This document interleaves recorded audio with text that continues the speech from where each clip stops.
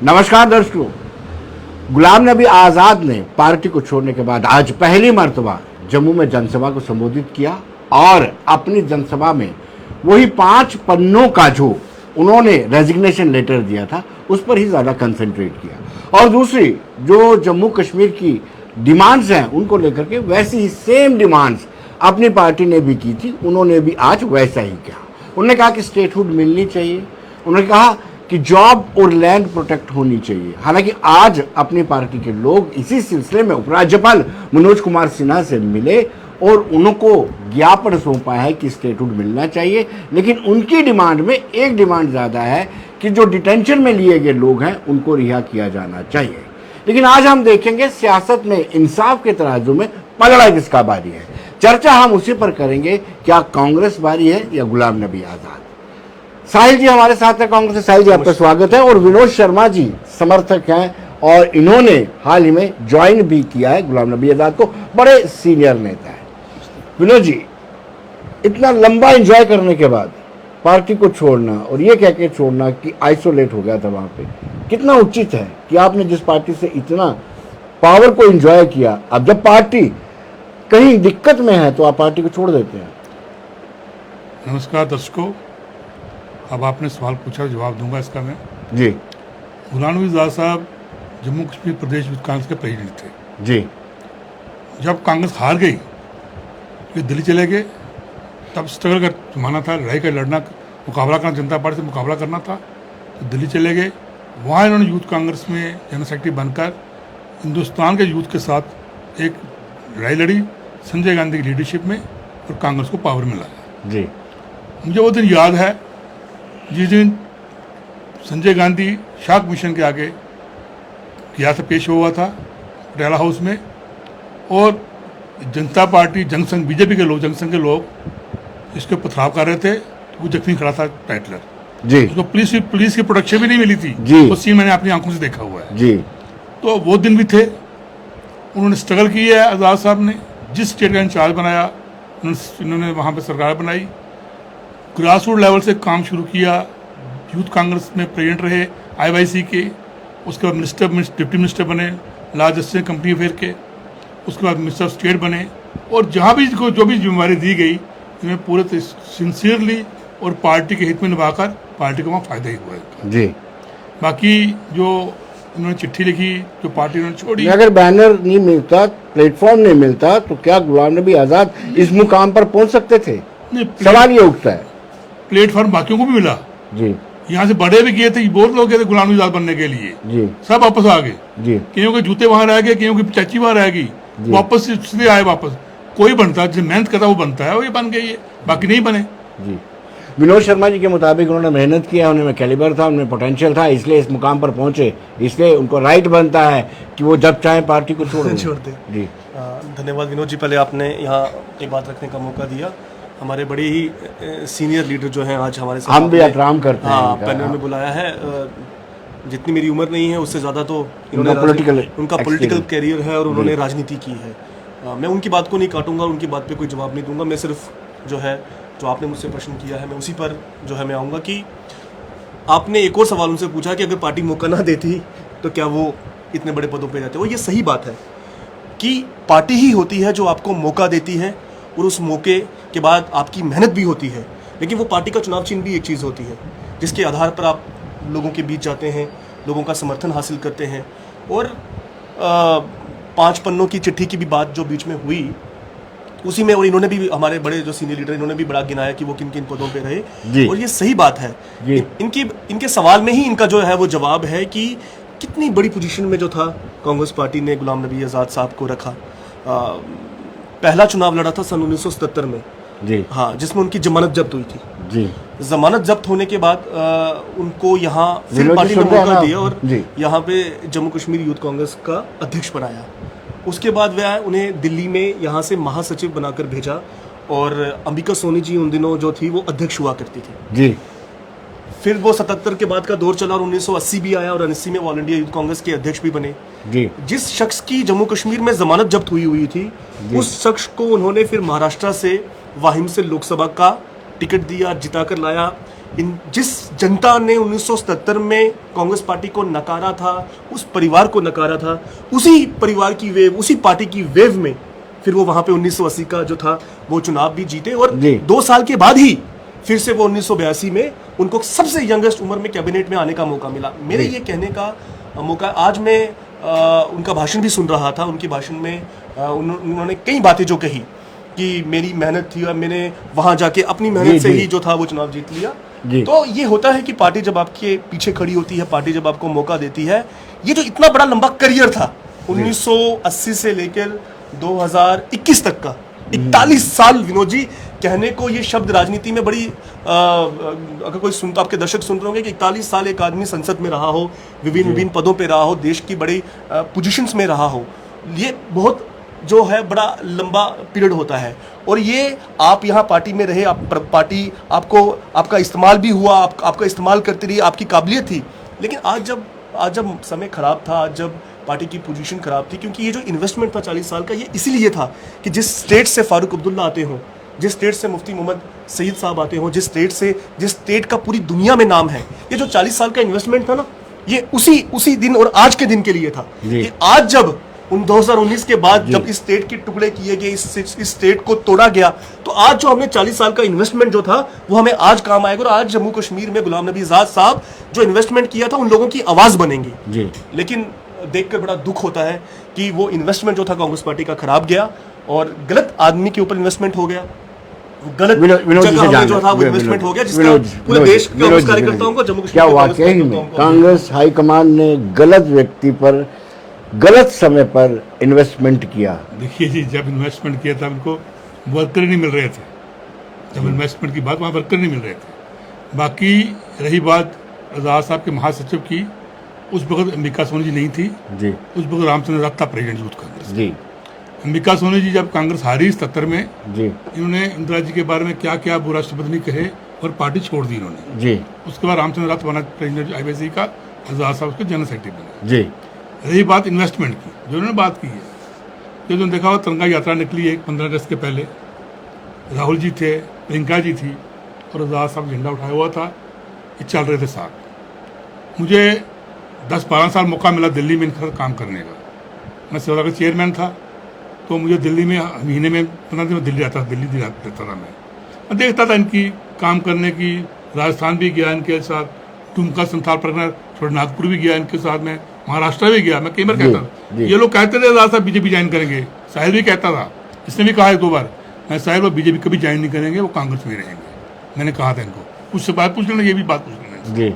उसके बाद बहुत कुछ इन्होंने इल्जाम लगाए। आज विनोद जी मैं बात कहूँ आपसे, जो लोग कभी कांग्रेस ऑफिस नहीं आए, जिन्होंने कांग्रेस का दफ्तर नहीं देखा था, जो कांग्रेस के खिलाफ बोलते थे, वह पीसीसी के ऑफिस बैठे होते हैं, बड़ी कुर्सी लेके बैठे हैं। हमें दुख होता है, हमने जिंदगी दी कांग्रेस के लिए, लड़ाई लड़ी, हमने मारे खाई, जेलें देखी। मेरे पास आप लोगों ने मलाई खाई, आपने मार खाई, जिन्होंने मलाई खाई उनको बड़ी पोजीशन मिली। बहुत सारे नंबर आप नाम बता सकता हूँ मैं नाम नहीं बताऊंगा, देखो वो भी हमारे साथी हैं, मैं किसी का नाम नहीं बताऊंगा। नहीं, आप देखिए ना, आपने मेहनत की, जो पार्टी के इस बात सर्वसरा हैं, जो बैठे हुए हैं, जो पार्टी के सब कुछ हैं, उन्होंने पार्टी के एंटी काम किया, पार्टी के कभी दफ्तर नहीं आए, वो घर से पार्टी चलाते रहे, आए पार्टी के मालिक बन के बैठे हुए हैं। हमें इससे इतराज नहीं है, वो भी काम करें, हम भी काम करें, लेकिन दुख इस बात का होता है जो आदमी काम करे।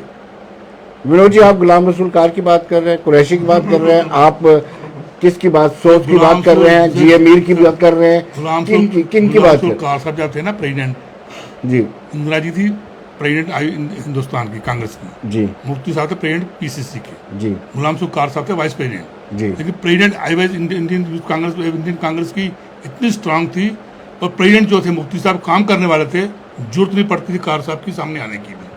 जब कार साहब प्रेसिडेंट बने, उन्होंने कोठरी बना ली है, कोठरी में बन गए, दो लोग ने बनाई, इसके भी खिलाफ हम लोग चले। आजाद साहब खिलाफ वो कभी नहीं, हम खिलाफ थे उनके। हमने अपोज किया कि पार्टी में सबको आप इन्वॉल्व करो, हर लीडर को इन्वॉल्व करो, और जो फैसले पार्टी के हों वो सबकी इन्वॉल्वमेंट हो। लेकिन कब वो 2 आदमी की पार्टी थी, पंडित मंगतराम जी की और गुलाम रसूल कार साहब की, दोनों दोस्त थे, दोनों मिलकर आपस में जो फैसले यही करते थे आप जी। तीसरे आगे पूछते नहीं थे ये। कुरैशी साहब तो पार्टी से बाहर से आए, वो पार्टी में थे ही नहीं। प्रेसिडेंट बनाया, लेकिन स्ट्रॉन्ग प्रेसिडेंट थे, ठीक प्रेसिडेंट चलाई, उन्होंने ठीक प्रेसिडेंट चलाई।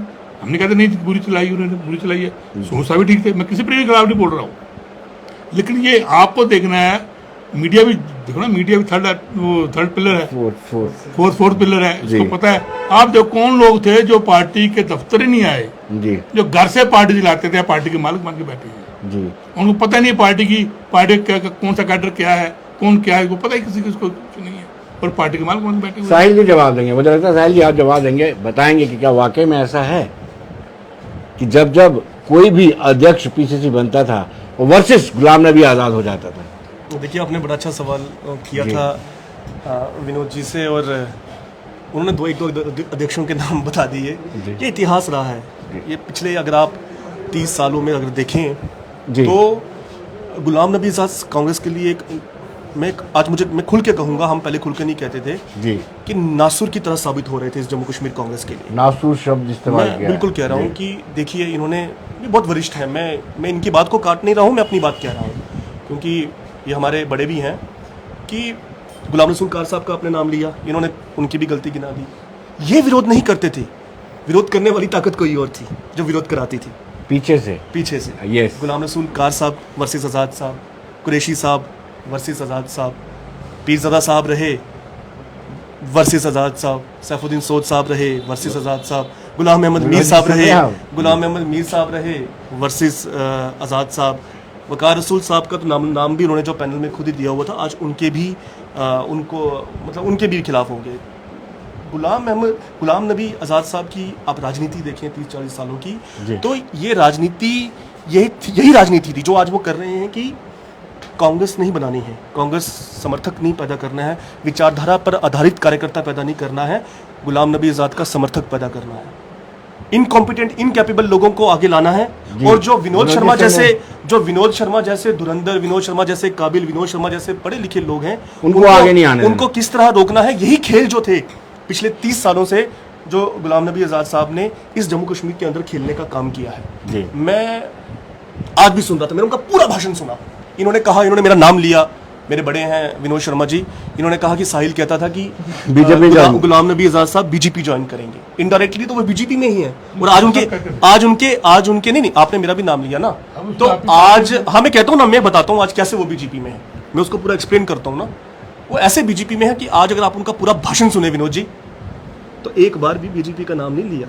वो कहते हैं कि स्टेटहुड महंगाई का जिक्र किया, सुनिए, महंगाई किसी का जिक्र नहीं किया, उन्होंने जिक्र किया अपनी, पहले वो जैसे 5 पन्ने के पेज में 1.5 पन्ना गिनाते रहे थे कि मैं किन किन पदों पे रहा, और उसके बाद मैंने करना क्या, देखिए आप विडंबना देखिए, कह रहे हैं स्टेटहुड चाहिए, कह रहे हैं job for right for land होना चाहिए, राइट टू जॉब होना चाहिए, लेकिन ये नहीं बोल रहे हैं कि वो छीना किसने, क्योंकि जब वो बोलेंगे अपने मास्टर के खिलाफ बोलेंगे, तो मास्टर ऊपर जो बैठा हुआ है, वो जो डॉक्टर डैंग ऊपर बैठा हुआ, वो नाराज हो जाएगा, जिसको जम्मू कश्मीर के अंदर जो है वो टेस्ट करने हैं, और उसके बाद उसका जो है वो रिएक्शन देखना है।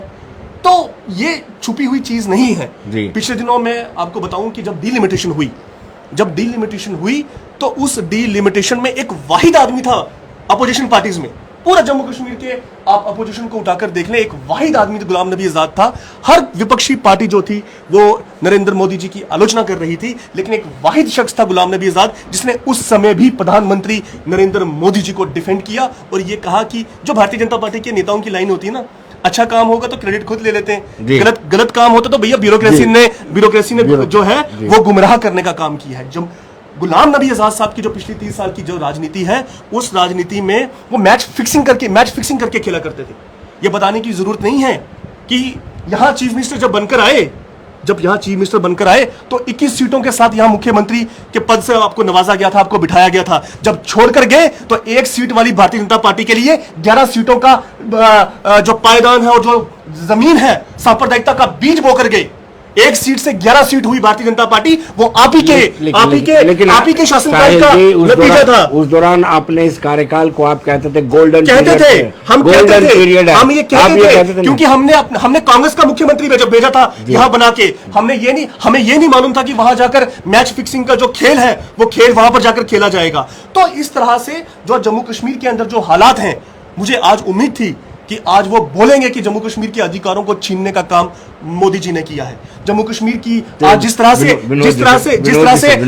से जम्मू कश्मीर के नागरिकों को कमजोर किया जा रहा है, बाहर के लोगों को यहां पर वोटर्स बनाया जा रहा है, तो उस पर कुछ बोलेंगे। लेकिन निराशा ही हाथ लगी, आज भी इन्होंने अपनी दोस्ती जो है वो प्रधानमंत्री के साथ निभाई। विनोद जी, इन्होंने बड़े विस्तार से बताया कि आज के पूरे संबोधन में ना तो उन्होंने बीजेपी का जिक्र किया और ना ही प्रधानमंत्री नरेंद्र मोदी का जिक्र किया, और ना ही यह कहा कि केंद्र में बैठी हुई सरकार ने जम्मू कश्मीर के राइट्स छीने हैं, जो विशेषाधिकार जम्मू कश्मीर को मिला था।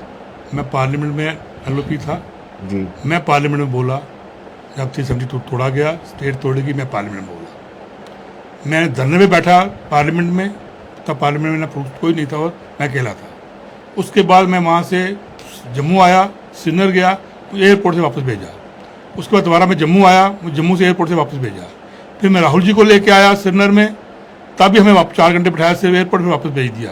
फिर मैं सुप्रीम कोर्ट गया, सुप्रीम कोर्ट ने हमें परमिशन दी कि आप जाओ, वहाँ से मिलो लोगों को, पॉलिटिक्स मत करो, जो आप बात भी लोगों से करेंगे वो आप हमें बताएंगे, ना कि प्रेस में देंगे। वो हम आए सुप्रीम कोर्ट के जरिए, हम यहाँ आए और हमने जो देखा हमने वहाँ लिख के दे दिया। अब दूसरी बात रही स्टेट किसने छीनी? मोदी ने छीनी ना। उसके बाद खराब बोले, जो भी महंगाई के ये हमारी जो सर्विसेज जो है, लैंड प्रॉब्लम है, और लैंड की जो है उसके बारे में तो अपनी पार्टी के लोग दूसरी बार उन्होंने ये भी कहा, जो जमीन खाली थी लोगों के 50-50 साल से लोगों के पास थी, मैंने कहा इनको दे दो, आज उसकी इंक्वायरी आज भी वापस ले रहे हैं ये बोले। अब सुनने वाले को ना सुनना चाहिए, पूरा सुनना चाहिए ना। अब वो सुने ही ना। देखो जी, सोए हुए आदमी को आप जगा सकते हैं, जागे कौन जगाएगा? जो जागा वो कौन जगाएगा? अब मैं किसी के खिलाफ नाम लिया, मैं नाम नहीं लेना चाहता, मेरे पास बड़े नाम है मेरे पास। जब मैं बोलूंगा फिर ये छुपेंगे, ये रास्ता नहीं मिलेगा, कहीं जाएंगे। बोलिए, मेरी पार्टी है, राहुल जी हमारे लीडर है, सोनी जी लीडर थे, सोनी जी की आज भी इज्जत करते हैं हम।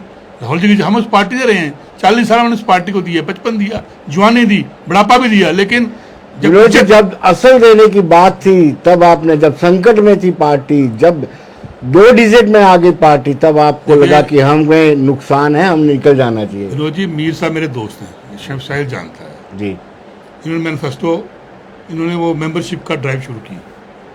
हम सब बैठे थे ऊपर हॉल में कुर्सियों के ऊपर, मैं भी आगे बैठा हुआ था। मीर साहब बोलते विनोद जी आप पीछे जाइए। मैंने कहा सबसे सीनियर हूँ यार, ये इज्जत किसके कहने पे दी? मैं उठ के मोबाइल लिया, मैं मीटिंग से बाहर चला गया। उसके बाद दोबारा मीटिंग में नहीं गया। साहिल जानता है मीर साहब मेरा दोस्त, चलाता कौन था उनको, किसके कहने पे चल रहे हैं, कौन एडवाइजर है उनके, ये बोलेगा नहीं। ये भी सफरर है, इसको भी पता चलता है, मेरे साथ भी बीतती है, लेकिन बोलेगा नहीं ये, क्योंकि ये हर लॉबिंग पॉलिटिक्स हर जगह होता है। कोई आपके चैनल में कोई खास होगा आपका, कोई आपके दूर होगा। मेरिट पे बात सपोज नहीं चल रही हमारी पार्टी में, कोई मेरिट नहीं देखा जा रहा। जी, याद है कि 1989 में आपने सेवा दल का इतना बड़ा वर्कशॉप करवाया, 89 में लगाया था मैंने, पहलगाम में कैंप लगाया था राजीव जी के कहने पर जी। तब भी आपको पूरी सियासत अपने करियर में क्या मिला? 1989 में गवर्नर लागू हो गया जी, और 96 में हटा जाकर जी। लेकिन आपको क्या मिला? सुना, मैं उसमें जनरल सेक्रेटरी था पार्टी का जी, पार्टी जनरल सेक्रेटरी था। मैं पार्टी का काम कर रहा था, जहाँ किसी को कुछ नहीं मिला उसमें जी। एमएलसी नहीं था, कुछ भी नहीं बना। जब गवर्नर रूल था तो क्या मिलना था हमें? नहीं, उसके बाद देखिए ना, लंबा करियर है आपका। 96 में इलेक्शन हुआ, हमारे एमएलए साथ जीते, नरेश शर्मा, सुभाष गुप्ता, पता नहीं कौन गुप्ता एमएलसी, वो मेरे साथ था। किनको सुभाष गुप्ता को एमएलसी बना दिया, वो बन गया एमएलसी। पोस्ट थी, सीट थी, यहाँ सीट नहीं थी। जब मेरी बारी है एमएलसी बनने की, तो पंडित जी हारे हुए थे, वो एमएलसी तैयार हो गए, फिर तो तैयार हो गए कि मैं बनूंगा, उनका हक बनता था, वही पार्टी की है, पार्टी साथ पार्टी वालों करना है ना। मुझे ये जवाब दें कि जब आप बड़ा डिफेंड कर रहे हैं, देखिए मुझे ये जवाब दें, 2014 में जब मेरा मैंडेट नंबर 1 था जी, सो साहब ने कहा कि आपको मैंडेट मिलना है जी, जिसकी जगह जो मेरी जगह पार्टी में जिसको मैंडेट मिला वो पार्टी में था क्या जी, और प्राइमरी मेंबर पार्टी का था जी। कौन था, किसने दिया? मैंने आपका चैनल आप चलाएं, तो बाहर से कोई आदमी आए तो वो कहनी जी इसको यहाँ पॉइंट को, यहाँ पॉइंट को, किसने वो टिकट काटी थी? क्या इंक्वायरी किसने पूछा? किसने? दिल्ली वालों ने जी। ये विनोद जी मैंने आजाद साहब करते रहे, यहाँ हम सरकार हम यहाँ ख्वाब ले सकते थे हमारी सरकार आएगी जी। जब हमारी सरकार यहाँ पे आई आजाद साहब ने पहला भाषण किया था, मैं जहाँ जाता हूँ सरकार बनाता हूँ जी। 20 एमएलए जीते, कुछ एमएलए इन्होंने मनोहर वगैरह बाहर से लाया, एमएलए अलायंस किया और सरकार यहाँ बनाई, चीफ मिनिस्टर मुफ्ती साहब बने जी। सरकार इन्होंने बनाई और उसके बाद सरकार चली। 5 साल जब उनको मिले, इन्होंने जो काम किए वो सबको दिखते हैं, वो सब ने देखे। स्वयं इन्होंने सुपर स्पेशलिस्ट इन्होंने बनाया। आज भी जमकर वो उन कामों को गिना रहे थे। जो काम करता है वो तो गिनाता ही है। दर्शकों आपको बताते चले, आज हम चर्चा कर रहे हैं कि सियासत के इंसाफ के तराजू के किसका पलड़ा भारी है, क्या जो गुलाम नबी आजाद के समर्थक हैं या फिर जो कांग्रेस के असल कांग्रेसी हैं। सैलजा, आप क्या कहेंगे जिस तरीके से इन्होंने कहा कि उनका बड़ा कंट्रीब्यूशन है आजाद साहब का? देखिए, अविस्मरणीय कंट्रीब्यूशन जिसको कभी बुलाया नहीं जा सकता, जहां जाते हैं। जी, देखिए ना, बेसिकली मीर साहब के एडवाइजर कौन है? मैं उस पर भी आऊँगा। बेसिकली क्या है, विनोद जी जो है ना वो बड़े सिद्धांतवादी व्यक्ति हैं, बड़े असूलों वाले व्यक्ति हैं, मैन ऑफ प्रिंसिपल हैं, मैन ऑफ वर्ड्स हैं। इसलिए इनको कुछ नहीं हाँ, मिला। इसलिए क्योंकि आजाद साहब को ऐसे लोग पसंद नहीं आते थे। ज्यादा कैपेसिटी वाला आदमी गुलाम नबी आजाद को जो है ना वो कभी पसंद नहीं आता। मैं इसमें इन्होंने बड़ी बात की। देखिए, सैफुद्दीन सोद साहब का भी वक्त गिनाया और टिकट कटी। कैंपेन कमेटी के चेयरमैन थे गुलाम नबी आजाद साहब और पिछले 5 साल से वो पार्टी का चेहरा भी थे। पार्टी प्रेसिडेंट सैफुद्दीन सोद साहब थे। वो उस समय क्या हुआ क्या नहीं हुआ वो मुझसे ज़्यादा जो है बेहतर विनोद जी जानते हैं। मैं उस पर अब ज़्यादा कटाक्ष नहीं करूँगा। मैं यहाँ कहना चाहता हूँ कि यहाँ आगे की राजनीति पर ज़रूर मैं बात करना चाहूँगा कि यहाँ होने क्या वाला है और यहाँ हो क्या रहा है। गुलाम नबी आजाद साहब जो हैं वो पूरी तरह इस समय नरेंद्र मोदी साहब के हाथों में खेल रहे हैं, उनकी गोद में बैठे हुए हैं। और मैं आपको बताता हूँ कि यहाँ चलने क्या वाला है, यहाँ क्या होने वाला है। विनोद जी कितना संगीन आरोप लगा रहे हैं, गोद में बैठे हुए हैं। बिल्कुल, मैं बताता हूँ कैसे। जम्मू के काफी लीडर्स ने ज्वाइन किया, हमारे विनोद जी ने भी उनके साथ ज्वाइन किया। पर 3 दिन पहले का ही गुलाम नबी आजाद साहब का स्टेटमेंट है। देखिए, कहते हैं बूढ़ा और बच्चा एक समान हो जाते हैं, तो वो बड़ी कई बार मुंह से सीधी साफ सुथरी बात भी निकल जाती है। तो आजाद साहब के मुंह से एक शब्द निकला। आजाद साहब ने कहा कि भाई, उनसे सवाल पूछा दिल्ली में मीडिया ने कि आपका और भारतीय जनता पार्टी का कुछ मिलीभगत सुनने में आ रही है। उसने कहा, देखिए, जो जम्मू कश्मीर को जानता है वो इस बात को समझता है कि मैं बीजेपी की कॉन्स्टिट्यूएंसी में 1 वोट नहीं बढ़ा सकता और बीजेपी मेरी कॉन्स्टिट्यूएंसी में 1 वोट नहीं बढ़ा सकती। असल में कहना कुछ चाहते थे लेकिन सच्चाई बोल गए। जी, प्लान ही यही है जी। जो मंसूबा है नरेंद्र मोदी जी का, जो उनका पहला प्रयोग था सजाद लोन के रूप में, जो उनका दूसरा प्रयोग था अल्ताफ बुखारी के रूप में, और ये जब लास्ट में जब उन्होंने देख लिया कि भाई नहीं काम चल रहा, नहीं सीटों का जो जुगाड़ है, 12-15 सीटों का जुगाड़ हो रहा है, तो अब यहां पर जो है वो कौन सा प्रयोग किया जाए। तो इसलिए गुलाम नबी आजाद साहब के मुंह से वो सच्ची बात निकली कि मैं भारतीय जनता पार्टी की कॉन्स्टिट्यूएंसी में 1 वोट नहीं बढ़ा सकता। अब भारतीय जनता पार्टी की कॉन्स्टिट्यूएंसी, विनोद जी आप बड़े समझदार हैं, बड़े वरिष्ठ हैं, आप जानते हैं कि भारतीय जनता पार्टी की कॉन्स्टिट्यूएंसी कौन सी है? भारतीय जनता पार्टी की कॉन्स्टिट्यूएंसी है जम्मू। तो पहले ही जो जम्मू की 30 से 35 हिंदू डोमिनेटेड सीट्स हैं, वो गुलाम नबी आजाद साहब जो है वो भारतीय जनता पार्टी के सामने सरेंडर कर चुके हैं। उनका उस सीट से कोई लेना देना नहीं है। अब बात आती है कि जहां से गुलाम नबी आजाद साहब जो है वो डोडा जिला से आते हैं, पीर पंजाल का एरिया और कश्मीर का एरिया जो मुस्लिम डोमिनेटेड एरिया है, ये बाकायदा गुलाम नबी आजाद साहब की ड्यूटी लगाई गई है। ये पूरी भारत सरकार उनके पीछे खड़ी है। ये प्रधानमंत्री नरेंद्र मोदी वह शख्स हैं जो अपने कैबिनेट का एक सहयोगी रामविलास पासवान, जिसकी डेथ हो जाती है, उसके बेटे को उसके बंगले से उठा के बाहर फेंकता है जो सांसद होता है।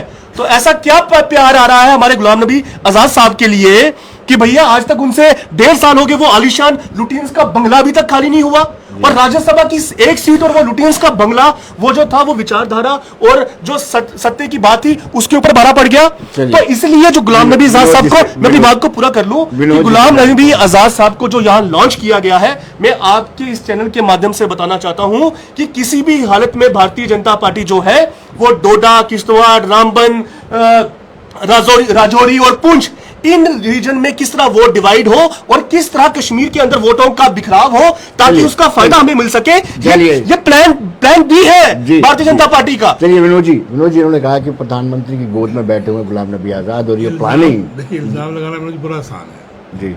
आजकल तो लोग शक करते हैं, भाई बहन जाते हो ना जी, लोग कहते हैं ये टक्कर है इनका आपस में, जी, बाद में कुछ निकलता है, भाई बहन निकलते हैं वो। इनको हक है पूरा इल्ज़ाम लगाने, किसी पे भी हक लगा सकते हो, लेकिन प्रूव करना पड़ता मुश्किल है। उन्होंने बोला खुद ही ना, मैंने लेकिन जो बात मैं कोठी की बात, बंगले की बात कही, आज़ाद साहब का पहला बंगला था राजा की मार्ग में 1 नंबर, वो डिप्टी मिनिस्टर को मिलता था जी। एमपी का मुकाम, एमपी के समझो, एमपी की कोठी थी वो जी। उसको उन्होंने डेवलप करा के बड़ी बिल्डिंग अच्छी बनवा ली, रहते थे वहाँ पे। तो जब ये जनता पार्टी आई, उन्होंने कोठी पहले उनसे वो ली जी। और उनको दी कोठी, कौन सी, एक वो दी जज सुप्रीम कोर्ट को दे दी, उनको एक और कोठी दे दी इस वक्त की क्या बात है? इस वक्त जो कोठी मिली, देखिए, जो ये आज़ाद साहब ने उस दिन खुद कहा कि मेरे पास डबल डेट कोठी मेरे पास है जी। मैं हिट लिस्ट में, मेरे 3 हमले पंजाब में मेरे पे हुए जी, कश्मीर में मेरे पे हमले हुए, तो इसलिए कोठी उन्होंने तब मुझे मिली है। और दूसरा बात, किराया देखो, अब ये हमारे जो थे ये कपिल सिब्बल जी, उन्होंने कोठी नहीं छोड़ी जी। हमसे मिनिस्ट्री हटी, उन्होंने कोठी नहीं छोड़ी, उन्होंने कोठी का जो किराया है वो देने को तैयार हो जी। गए। मैं किराया देने को तैयार हूँ, मुझे कोठी गवर्नमेंट का रखो, किराया दो, मैं कोठी फ्लैट रेट जो है वो दे दो हमें आप। आज़ाद साहब को भी यही बात होगी, उन्होंने कहा मैं किराया देता हूँ कोठी का, रह रहा हूँ वहाँ कोठी में, ऐसी बात नहीं है। लेकिन जो अल्ताफ बुखारी इल्जाम लगाते हैं कि 5 अगस्त 2019 को राज्यसभा में वो उस वक्त डील हो गई थी बीजेपी के साथ जब उसका विरोध जम करके नहीं किया गया। और अल्ताफ बुखारी साहब के बारे में क्या कहूँ मैं आपको, ये अगर आप थोड़ा सा खोज करें पेस्टिसाइड के बारे में, सेक्टेड में बूटा क्लोर ग्रैन्यूल्स कौन बेचता है, कितने रेट में जाता है, तो मालूम पड़ जाएगा। ये बिजनेसमैन आदमी है, ये मुफ्ती साहब ले आए पॉलिटिक्स में उनको, ये पॉलिटिकल लोग है ही नहीं, ये व्यापारी लोग हैं जी, पॉलिटिक्स में आ गए। कभी हमारे सामने बिठाना उनको, हम उनसे बात करेंगे। लेकिन शर्मा साहब, आज बनता था कि वो खुल करके बोले वो कि भारतीय जनता पार्टी ने और केंद्र सरकार में बैठी एनडीए सरकार ने हमसे विशेषाधिकार छीना, बोला ये साहिल जी कह रहे हैं। आप सुनो ना, साहिल जी कुछ कुछ भी हंसते हैं, उन्होंने पार्लियामेंट में बोला, पूरे हिंदुस्तान ने आज भी उन्होंने कहा कि उनके बारे में कहा ये मेरा एजेंडा होगा। दूसरा उन्होंने कहा जो सर्विसेज के बारे में, एम्प्लॉयमेंट के बारे में, कल्याण के बारे में कहा, और जबर जोर से कहा। और अगर ऐसी बात होती है तो इतनी दुनिया वहां आई थी, वो कहाँ से लोग आए? वो सारे बेवकूफ हैं। साहिल जी एक हमारे छोटे भाई काबल है, बच्चे हमारे काबल है, वो सारे ऐसे लोग हैं, हम सब ऐसे ही हैं, हमें पता नहीं कुछ। बहुत बड़ी बात तो मैं विनोद जी ये कहूँ आपको, अभी शुरुआत हुई है, आगे देखो पता चल जाएगा आपको कि आज़ाद साहब की ग्रुप, आज़ाद साहब लोग कहाँ खड़े हैं, क्या रोल प्ले करते हैं, और जो आज बड़ी बड़ी डिंगे मार रहे हैं उनका ग्रुप क्या रोल प्ले करता है, ये मालूम पड़ जाएगा आकर। जन्मदिन मरण दिन मकाम ये बगैर कुछ करते ही नहीं है, जन्मदिन मनाना और मरण दिन मनाना। साहिल जी से पूछ रहे, साहिल जी आपका ये काम है, मतलब आपकी पार्टी पीसीसी का? नहीं, अब पता क्या है कि राजीव गांधी जो लोग पार्टी ऑफिस, जो लोग पार्टी के प्रोग्राम में कभी आते ही नहीं है, तो अब इनकी बात नहीं कर रहा, बाकी जो लोग, इनका जो पूरा ग्रुप, विनोद जी को तो आप कुछ बोल नहीं सकते। विनोद जी को मैं नहीं बोलूंगा कि विनोद जी हमारे सम्माननीय है, वरिष्ठ लीडर हैं, हमारे सम्मान योग्य है, मैं उन पर डायरेक्टली की बात नहीं करूंगा। देखिए, मैं फिर से उसी बात पे आऊंगा कि आज़ाद साहब पे ही आऊंगा कि इस जम्मू कश्मीर, खासतौर से कांग्रेस के अंदर, कांग्रेस को कमज़ोर करने में अगर सबसे ज़्यादा किसी ने योगदान दिया तो वह गुलाम नबी आज़ाद साहब ही थे, जिन्होंने किसी अध्यक्ष को, यहाँ विनोद जी मैं आपको बताऊं, किसी अध्यक्ष को काम नहीं करने दिया। हर अध्यक्ष के पीछे उन्होंने अपनी टीम जो थी वो बना कर रखी। मैं आपको एक छोटी सी एग्जाम्पल के साथ दूंगा कि यूपीए 2 किस गवर्नमेंट थी जी। आज़ाद साहब खेलने में बड़े माहिर हैं। एक बनाई हुई है गांधी ग्लोबल फैमिली जी, गांधी ग्लोबल फैमिली बनाई हुई है, जिसके राष्ट्रीय अध्यक्ष भी हैं जी। तो बैनर उनका होता था, और प्रोग्राम लोग जो थे, मैं भी कई बार उस प्रोग्राम में गया हूँ, यहाँ से जिंदाबाद जिंदाबाद करते हुए नारे, हमने भी जिंदाबाद के नारे लगाए हैं। लेकिन आप बताइए कि पैरेलल प्रोग्राम, सैफुद्दीन सोज साहब मुट्ठी में प्रोग्राम कर रहे हैं, पार्टी का ऑफिशियल प्रोग्राम, जिसमें देश का गृह मंत्री रहे सुशील कुमार शिंदे साहब आते हैं, और गांधी ग्लोबल फैमिली के नाम पे पैरेलल प्रोग्राम जो होता है वो परेड के अंदर होता है। तो इन्होंने जो आज़ाद साहब की राजनीति को आप समझें, तो आज़ाद साहब ने यहाँ कभी नहीं चाहा कि जो है वो पार्टी यहाँ मजबूत हो। असली कांग्रेसी, जो असल वाले कांग्रेसी, विनोद जी नहीं बोलेंगे, विनोद जी तो उनके हाथों के विक्टिम है, विनोद जी ने तो उनके हाथों से सहा है। लेकिन कहते हैं ना कि भीष्म पितामह की जो कमिटमेंट थी वो उस चेयर के प्रति थी, अपने राजा के प्रति थी, इसलिए दिल से इनके वो निकल नहीं पाता। विनोद जी, आपकी कमिटमेंट गुलाम नबी आजाद के साथ है, आपकी कमिटमेंट सच्चाई के साथ नहीं है। आप खुद विक्टिम है, ये मैं भी जानता हूँ, बिल्कुल नहीं, आप मानेंगे नहीं। आपको एटलीस्ट एमएलसी बना देते, एमएलसी जब, अरे ये एमपी के कैंडिडेट थे, एमएलए के कैंडिडेट थे, देखिए विनोद जी, एमएलसी जब मेरी जगह थी वो बन गए वहाँ पंडित जी। मैं आपको एक कहानी सुनाता हूँ, बात सुनाता हूँ। आप बड़े दरिया दिल प्राइम हैं। मिनिस्टर मनमोहन सिंह जी आए खनूर में, वहाँ जी। रैली हुई कांग्रेस की। जी मूलाराम जी जब भी हैं उनसे जी, पूछने के मूलाराम जी आए। मूलाराम जी ने मुझे वहाँ मुबारकबाद दी, कैबिनेट मिनिस्टर थे। उन्होंने जी आपको मुबारक है, आपको बना दिया है ये खादी इंडस्ट्री बोर्ड का चेयरमैन। ठीक है, मुझे मालूम नहीं था, जी तो मैं बड़ा खुश था कि मैं बन गया, जी। लेकिन कट गया नाम मेरा। मुझे जनाब ये नाम कौन कटवाता था, आजाद साहब? सुनिए सुनिए सुनिए ना, गोपाल शर्मा साहब से मेरे पर्सनल रिलेशन थे। जब वो एडिशनल एसपी जम्मू आए तो मैं यूनिवर्सिटी पढ़ता था, मैं जी। स्टूडेंट लीडर था, जी उनसे रिलेशन बन के मेरे। अब डीजी बने तो मुझे दिल्ली मिले, हम लिफ्ट पे देख के उसे आ रहे थे, उन्होंने तेरे पास सिक्योरिटी है? मैं नहीं। घर जाओगे तो बॉडीगार्ड तुम्हें मिल जाएगा। मैं घर आया, मुझे बॉडीगार्ड मिल गया।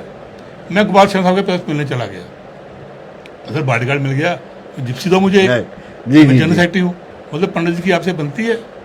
मैं जी बनती भी नहीं है तो बनती भी है। जी। उन्होंने जिप्सी मुझे दे दी, जिप्सी मिल गई मुझे गाड़ी। पंडित जी गए आजाद साहब के पास किसी सिफारिश करने के लिए, जनाब इसको बॉडीगार्ड दो।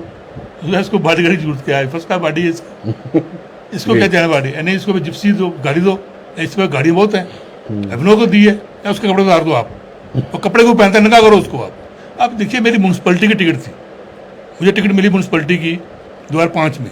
जी मैं फॉरन बनने चला गया, आजाद साहब हज करने गए हुए थे। पंडित जी ने क्या किया, वहाँ से रिजर्व जनरल सीट रिजर्व खड़ी कर दी, लेडी को भेज दिया, एक को फार्म भरा दिया, और उसको बोला पेट्रोल लेके मेरे घर अंबिका सोनी को बोलकर मेरा मैंडेट करवा दिया। मैंने पार्टी छोड़ी नहीं, मैं पार्टी में रहा। यहाँ तक पंडित जी मुझसे मुकाबला लड़ते थे, मेरे साथ मुकाबला करते थे, और हर जगह मेरे पे उनको यही गुस्सा था कि विनोद। अब ये जो सवाल ये उठता है कि ये पंडित जी के साथ आपकी नाराजगी है कि आप गुलाम नबी आजाद के साथ जुड़े हुए हैं? नहीं, पंडित जी नहीं, तो नहीं, मेरी नहीं, गुलाम नबी आजाद साहब के नहीं, साथ नहीं, मैं कारण जुड़ा तो क्यों? बनता है ना। मैं जुड़ा क्यों हूँ? जी। यूथ का, ये यूथ थे, ये भी नौजवान थे, मैं भी नौजवान था। जी नौजवान है, सब चलते हैं। सेंट्रल मिनिस्टर थे, हमारे काम करते थे, हमारे काम आते। हमारे यूथ कांग्रेस के जो थे, हम जाते थे इनके पास जाते थे, हमारी मदद हमेशा मदद करते थे। और यहाँ पे यूथ को 87 में जो मैंडेट मिला, जो यूथ आगे आया, तो सारा आजाद साहब ने, राजीव गांधी की और आजाद साहब की दौलत यहाँ पे नौजवानों को मौका मिला। जी। हम बीच में रह गए, पंडित जी वहाँ आ गए, मुझे नहीं मिली, लेकिन जो यूथ का जब शहीद मोहम्मद सईद आया, जो भी हमारे यहाँ लोग आए, आजाद साहब ने लाए। उसके बाद शाना बशाना ये जी। कांग्रेस को मजबूत करने के लिए यहाँ चलते जी। रहे। अभी भी वो, जहाँ तक पार्टी की बात है, वो कट्टर कांग्रेसी हैं, कांग्रेस के बारे में खिलाफ सुन नहीं सकते। कई बार हमें डांट पड़ी उनसे, कांग्रेस के खिलाफ बोलते थे हम। तो ये इल्जाम लगाने में कोई भी इल्जाम ला सकता है, लेकिन वक्त बताएगा आपको कि आजाद साहब का ग्रुप, आजाद साहब कहाँ खड़े हैं। मैं विनोद जी बात सुनाऊँ आपको, 4 दिन पहले लड़कियाँ बोल रही थी चैनल मीडिया, सोशल मीडिया में, रो रही थी बेचारी, हमें यूपी का एलजी नहीं चाहिए, हमारी नौकरी चली, जो इन्होंने लिस्टें कैंसिल की हैं। बच्चियाँ रो रही थी, कोई पार्टी बोली, कौन बोला यहाँ पे, ये क्यों नहीं बोले पीसीसी वाले, क्यों नहीं आए मीर साहब आके, क्यों नहीं ये लोग आए? ये सिर्फ जन्मदिन और मरण मनाते हैं, आज जन्मदिन आए मरण दिन। उनके इतने जन्म, हम लीडर कांग्रेस के इतने मर चुके हैं कि पूरे साल में अगर मनाओ खत्म नहीं होंगे, साल खत्म हो जाएगा, जन्म मरण खत्म नहीं होगा। कौन सी पब्लिक की बात लेके आ गया है, मुझे बताएंगे आप? ये सहल जी बोल पूछो उनसे, कौन सी पब्लिक जवाब लेके आए? लेकिन दर्शकों को एक बार फिर से बता देते हैं कि आज हम चर्चा कर रहे हैं कि राजनीति के इंसाफ के तराजू में किसका पलड़ा भारी है, गुलाम नबी आजाद का या फिर जो असल कांग्रेसी है।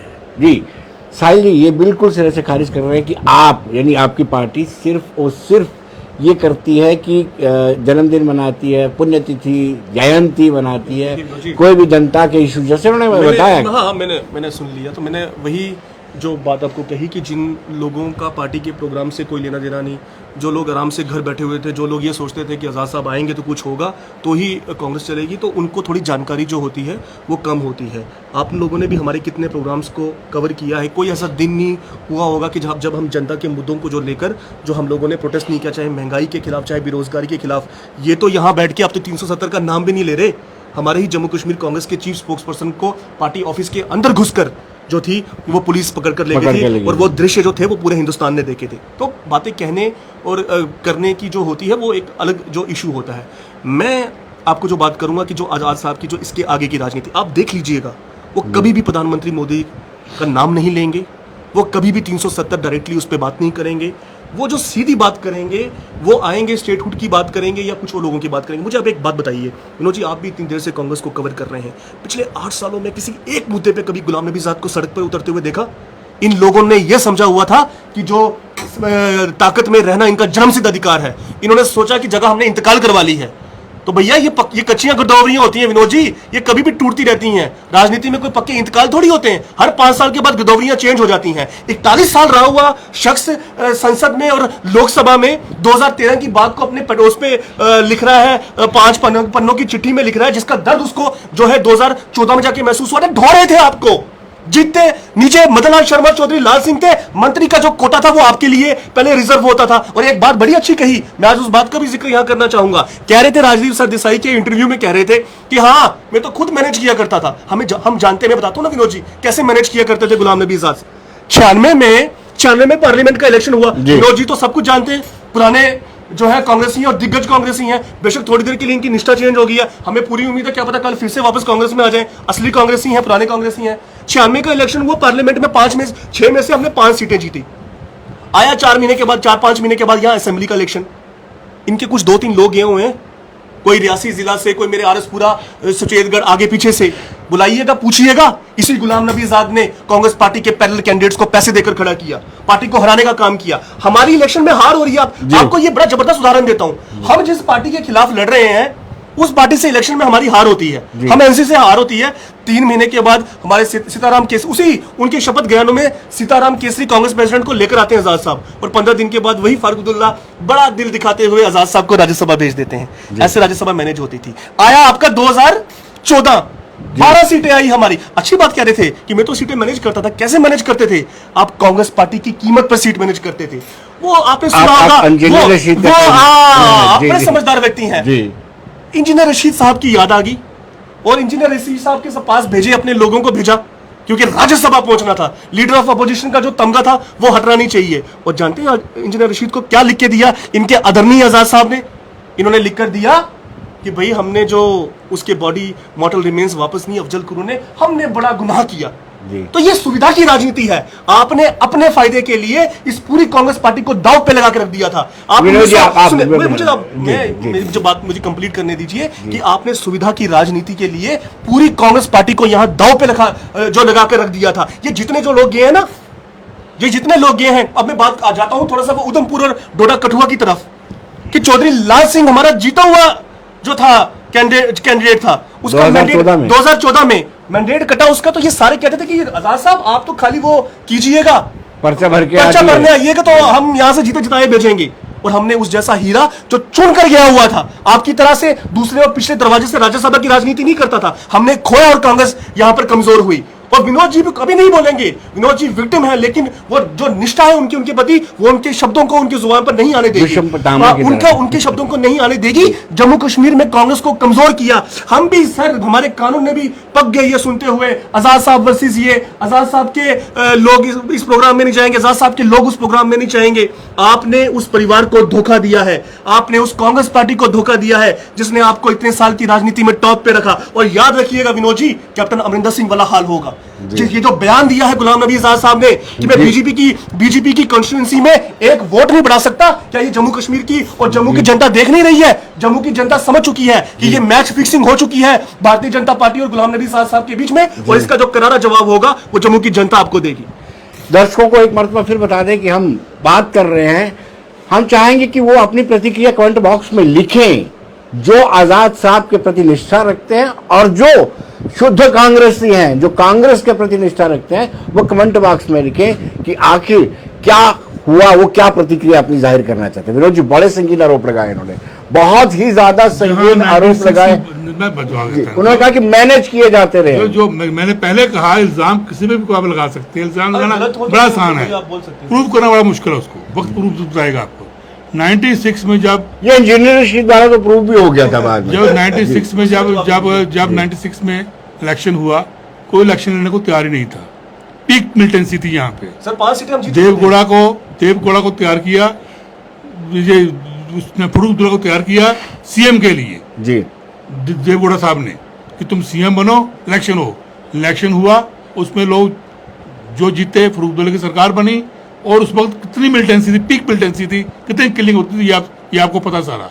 2002 में फिर इलेक्शन, जब आजाद साहब प्रेसिडेंट बन के आए, 2002 में इलेक्शन हुआ, वाजपेयी जी प्राइम मिनिस्टर थे, आजाद साहब ने आते ही कहा यहाँ मेरी सरकार बनेगी, उन्होंने सरकार बनाई।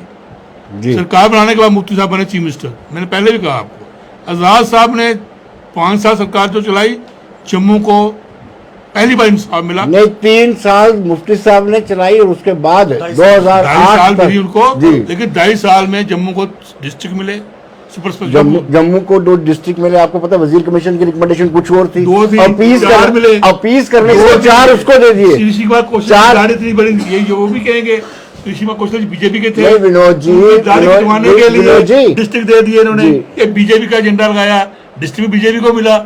कौशल साहब की दाढ़ी जो थी, नहीं आपने अपील करने के लिए 4 उनको भी दे दिए ना, टनल के उस पर 4 उसको दिए, 4 जम्मू को दिए। क्यों करें हम? वो जब शेख अब्दुल्ला ने छोटे जिले बना दिए आपने। जब शेख अब्दुल्ला ने 3 डिस्ट्रिक्ट दिए कश्मीर को, 3 से 6 किए, तब ये क्यों नहीं बोले? जी, तब तो ये बोल सकते थे, तब क्यों नहीं बोले ये? तब हम बोले थे, तब यूनिवर्सिटी पढ़ते थे, हम बोले स्टूडेंट बोले थे, तब ये नहीं बोले, तब बोलते।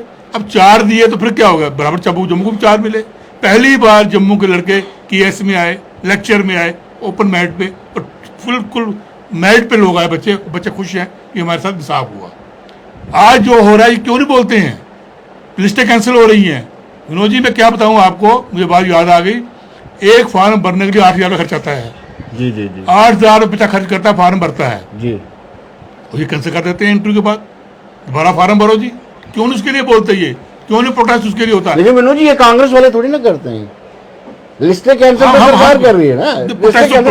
प्रोटेस्ट तो करना चाहिए ना, जी। बच्चों के लिए प्रोटेस्ट तो करना चाहिए। कोई नहीं करता है, कोई नहीं करता ये। जी। अब देखिए, आपको सबके सामने मालूम पड़ जाएगा कौन बोल रहा है, कौन बोले, कौन जम्मू के लिए कौन बोलेगा, जम्मू कश्मीर लोगों के लिए अनएम्प्लॉयमेंट कौन बोलेगा, जम्मू के लिए हक के लिए कौन बोलेगा, महंगाई के लिए कौन बोलेगा। वक्त बताएगा सर, आपको वक्त आने दीजिए, पार्टी आजाद साहब को बनाने दीजिए, आपको सब मालूम पड़ जाएगा कौन काम कर रहा है और कौन वो जन्मदिन मरदिन मना रहा है। फिर वही इल्जाम आप पे लगे। देखिए, मैं उस पर तो बाद में आऊँगा। पहले देखिए कि आज इनकी एक पब्लिक मीटिंग हुई है, जिसका बड़ा इन्होंने शोर मचाया कि आज गुलाम नबी आज़ाद की पब्लिक मीटिंग हुई है। ये अभी सोशल मीडिया में एक वीडियो आया है कि यूपी बिहार के मजदूरों को उस पब्लिक मीटिंग में बिठाया हुआ है।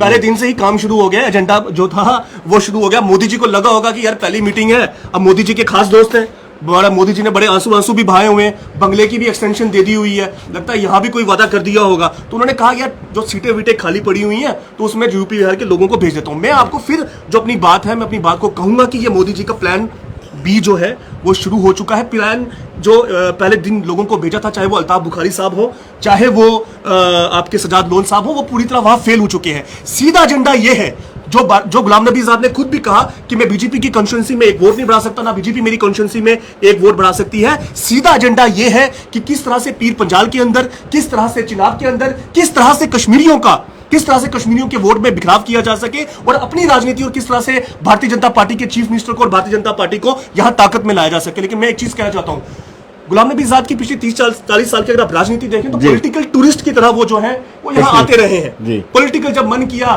तो ठीक है भैया चल पड़ते हैं। इन्होंने कहा मुख्यमंत्री के बड़ा गिना रहे थे कि मुख्यमंत्री बने। हाँ, हम भी कहते थे कि वो कांग्रेस के मुख्यमंत्री थे। हम कभी ये नहीं कहते थे कि हमने किसी इंडिविजुअल का नाम लेते थे। हम कहते थे कि सोनिया गांधी की कलम से जो कहा करते थे कि भैया राहुल जी ने ये कर दिया तो राहुल जी ने वो कर दिया, बड़ा लंबा चिट्ठी लिखी। मैं एक बात और जोड़ना चाहता हूं कि मैंने पिछली बार भी कहा था कि पंडित Mangatram Sharma ji deputy chief minister थे और मुफ्ती मोहम्मद सैयद साहब जो थे वो मुख्यमंत्री थे। और विनोद जी मैं आपको बताऊं कि कांग्रेस प्रेसिडेंट का किया हुआ जो एक लिखी हुई जो चीज होती है वो कभी बदलती नहीं है। पहली बार और तो सोनिया गांधी जी ने पंडित मंगतराम शर्मा जी ने कन्विंस कर लिया सोनिया जी को कि मुफ्ती मोहम्मद सैयद साहब जो है वो कंटिन्यू करने चाहिए चीफ मिनिस्टर के लिए। तो ये कार्यकर्ताओं का, ये हम सबकी आवाज थी जो सोनिया जी की पूछी, सोनिया जी के पास पहुंची और इतिहास में पहली बार हुआ कि कमिटमेंट करने के बावजूद कांग्रेस प्रेसिडेंट का कोई फैसला बदला और गुलाम नबी आज़ाद साहब को यहां मुख्यमंत्री बनाया गया। 21 सीटों के साथ मुख्यमंत्री बनाकर भेजा था और जब यहां से छोड़कर गए ना तो जिस भारतीय जनता पार्टी की एक सीट थी उसके लिए सांप्रदायिकता का वो बीज इस जम्मू कश्मीर में बीच कर गए कि एक सीट वाली भारतीय जनता पार्टी को 11 सीटें बना दी। और उसके बाद सुनिए 2014 में 11 से 25 की स्टोरी सुना देता हूं। हम कांग्रेसियों के लिए गुलाम नबी आज़ाद साहब के पास समय नहीं था, वक्त नहीं था। जिस दिन राज्यसभा से छूटे ना तो राहुल जी ने बुलाया, उन्होंने कहा आज़ाद साहब जाइए जाकर जम्मू कश्मीर संभालिए। और यार जम्मू कश्मीर तो यूटी है, ये भी छोटी स्टेट है, ये मेरे लेवल की बात नहीं है। लेकिन किश्तवाड़ के अंदर आपको याद होगा, किश्तवाड़ के अंदर राइट हुआ और उसमें नाम आया सजाद अहमद किचलू साहब का, उसका इस्तीफा हुआ, पूरे जम्मू के अंदर एजिटेशन हुई और जब 3 महीने के बाद उसको खुद ही क्लीन चिट जब सरकार की मिली और जनाब हमारे लिए समय नहीं था, लेकिन उसकी शपथ ग्रहण समारोह में आने का समय जरूर था, क्योंकि रिश्तेदार था जिसकी बलि हमेशा किश्तवाड़ चढ़ता था। और यकीन मानिए विनोद जी, उस चीज का प्रतिकार हुआ, उस चीज का जो नुकसान था वो कांग्रेस ने झेला, जब 2014 में उस पूरी कम्युनिटी ने, हिंदू कम्युनिटी ने पूरा चुनाव के अंदर से, जिस चुनाव के अंदर पूरे हिंदुस्तान में राजनीति करते हैं, वहां से अंडा देके जियो देके हमें भेजा, जिसका हमें आगे भुगतान हुआ। तो हम जो थे, हम तो गुलाम नबी, हम कांग्रेसी जो थे वो गुलाम नबी आजाद की राजनीति का विक्टिम थे। हम जो कांग्रेसी थे, गुलाम नबी आजाद की जो स्वार्थी राजनीति थी उसका जो था, हमें यहां बोल रहे थे। लेकिन हमें पूरा विश्वास है कि एक नई कांग्रेस बनाएंगे, नए लोगों को लड़ाएंगे, नई पोस्ट जो है कांग्रेस की खड़ी करेंगे और इन सब लोगों को जो मोदी के एजेंट बने हुए हैं उनको करारा जवाब देंगे। आपको मोदी का एजेंट कहा, और दूसरी बड़ी बात यह है कि इन्होंने ये भी कहा कि कहीं ना कहीं गुलाम नबी आजाद ने डेंट पड़ाया है कांग्रेस को। गुलाम नबी आजाद ने यहाँ कांग्रेस बनाई है, बच्चों को पता कम है, नए नए पार्टी में आए हैं अभी। यहाँ कांग्रेस बनाने वाले वो हैं। मेरी 32 साल जब मुफ्ती साहब ने पहुंचेंगे तब हमको भी जब मुफ्ती साहब ने पार्टी छोड़ी, हमने कांग्रेस जिंदाबाद बाद में कहा, मुफ्ती साहब चले गए थे, पुराने लोग सब चले गए मुफ्ती साहब के साथ। उन्होंने कांग्रेस यहाँ बनाई और सरकार यहाँ बनाई, ऐसे नहीं सरकार यहाँ बनाई। लेकिन जो मौजूदा मैंने पहले कहा ना कि अब ये मैं इनको पूरा हक देता हूँ, ये टूटी फूटी कांग्रेस जो है इसको जोड़े, ये रिपेयर कराए, ठीक करें उसको। जो मैं चाहूंगा कि टूटी फूटी कांग्रेस को ठीक करते करें, हिम्मत करें। लेकिन जिस तरीके से कांग्रेस को इन्होंने तबाह किया है, पंचायत हम हारे, डीडीसी हम हारे, बीडीसी म्यूनसिपलिटी हम हारे, मेरी बात सुनो ना, म्यूनसिपलिटी भी आएंगे, क्यों नहीं आएंगे? भी आएंगे। आपका अनुराग ठाकुर, भारतीय जनता पार्टी अपने केंद्रीय मंत्री की ड्यूटी लगाती है यहाँ पे। राहुल गांधी को लाओ ना यार, राहुल गांधी को लाओ, राहुल गांधी को लाओ अपने केंद्रीय मंत्री की। देखिए यही तो इनके चुनाव के प्रति नॉन सीरियसनेस है कि इनके लिए छोटा चुनाव था, हमारी इज्जत, हमारे स्टार क्यों हारे, क्यों मैं जो आपके बारे में बोल रहा हूँ, ये क्यों हारे? ये कभी आप नौजी वर्करों से जिनको मैंडेट मिला था, आप उनको भी एक इंटरव्यू लीजिए उससे, क्यों हारे वहाँ पे? ना यहाँ इलेक्शन कमेटी बनी, एमएलए था, ऐसा हुआ, रिजल्ट आपके सामने आया। और पहले vice president, senior vice president भाग गया पार्टी से, पहले सीनियर वाइस प्रेसिडेंट भाग गया। अब मैं क्या रूमर, वो ले नहीं रहे जी, वो ले नहीं रहे, तैयार बैठे हैं यहाँ पे। चलिए आप कंट्रोल कीजिए। विनोद जी देखिए, मैंने आपको कहा ना कि हमसे कांग्रेस पार्टी से गलती ये हुई कि जो 40 साल का इन्वेस्टमेंट था वो हमने बड़ा गलत कर दिया।